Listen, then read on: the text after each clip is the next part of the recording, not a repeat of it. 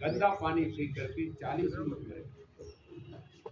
और पहले तो गंदा ही पीते थे, तो अब आप कहेंगे पहले मरते नहीं थे, तो पहले तो मरते ही थे, गंदा पानी पीते तो मरेंगे। तो संविधान में पहली चिंता ये की गई कि अब इंसान को भारत का नागरिक बनाया जाएगा, और भारत का नागरिक होगा तो कौन सी जिंदगी जिएगा? एक वोट रहेगा एक व्यक्ति का, एक आदमी एक वोट, और एक वोट एक कीमत, अभी बराबर रहेंगे।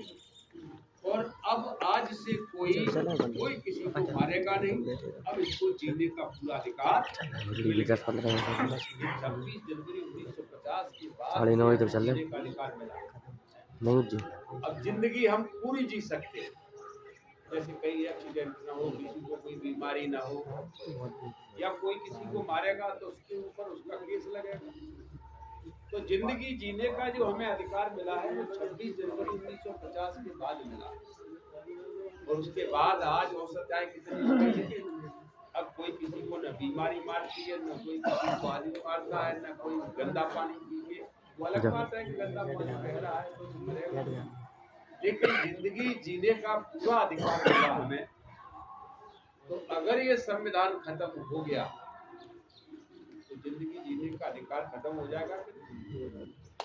तो जिस दिन संविधान खत्म होगा, जिस दिन भी, उसी क्षण आप अपने आप को सोच लेना कि अब हम जिंदा नहीं।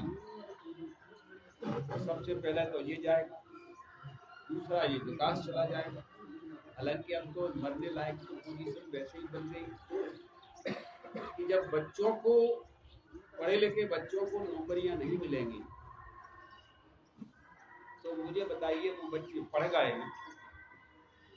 तो पहले गांव में एक कहावत कहते थे कि कम पढ़ा तो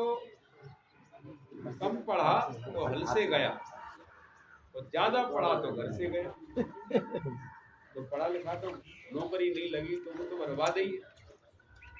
तो करोड़ों बच्चों की जिंदगी बर्बाद हो।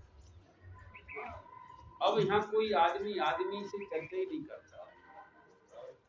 आदमी और महिलाओं में कितना भेद हो गया कि हर व्यक्ति की, हर महिला कोई न कोई बहन होती है। जब हम और आप में भाईचारा रहेगा तो आपकी बहन हमारी बहन एक हुई कि नहीं? अब ये